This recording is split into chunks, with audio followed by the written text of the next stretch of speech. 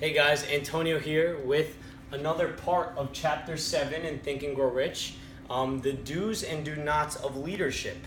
Today, we're going to go over both, and they're kind of similar in what to do and what not to do. So let's get right into it. First is unwavering courage of what you should do.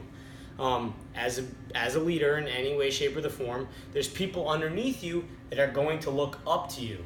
Now, in times of uncertainty, people down low will not know what to do, and their default will be, let me look up to the person above me.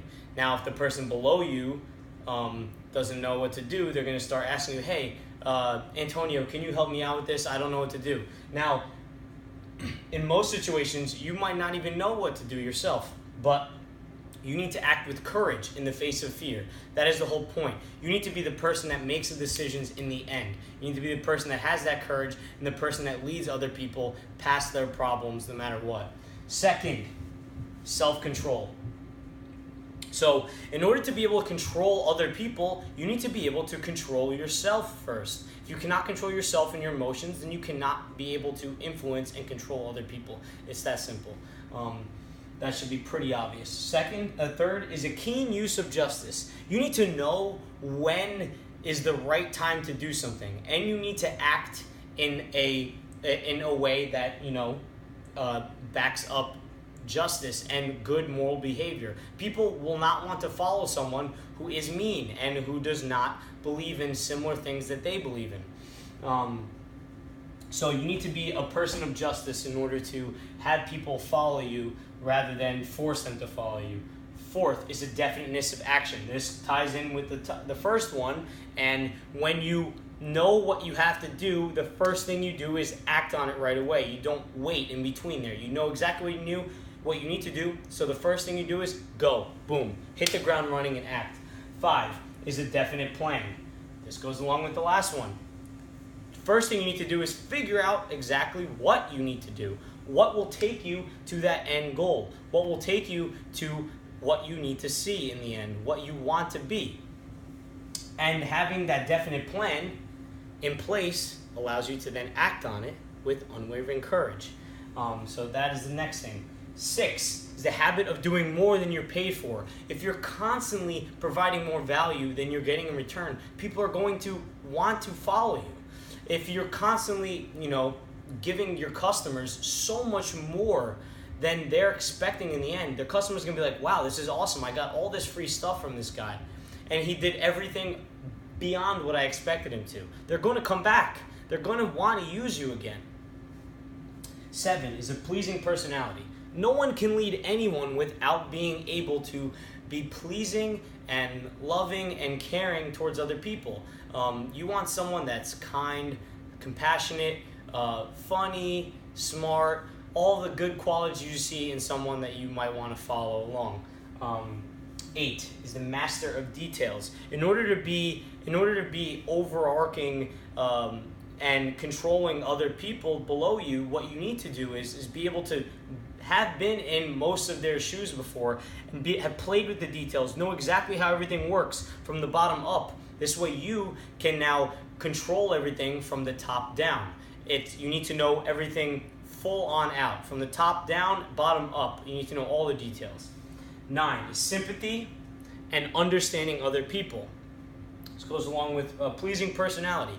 If you're understanding other people and you're an understanding human being, then people are willing to work for you, right? If, let's say, you're extremely sick one day and you're an employee, and you tell your manager, look, I'm sick, I don't think I'm going to be able to come in today, maybe not even tomorrow, depending on how I feel, but I hope you understand.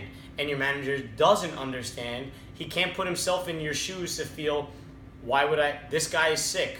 Like, he should be able to take off from work, but a non-understanding manager or leader would not understand you and therefore not be personable and not be able to be relatable to you. And no one wants to work for someone that cannot relate to that person.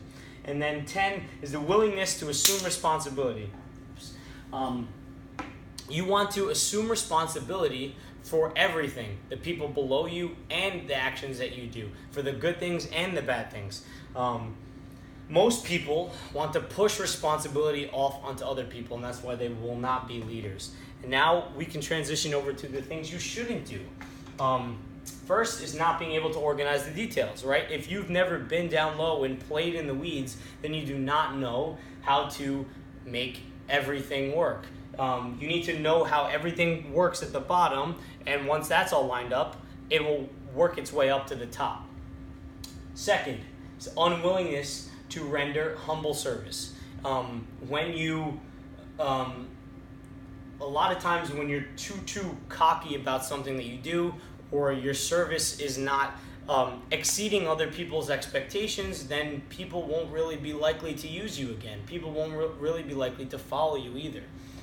Third is the expectation of pay for what they know.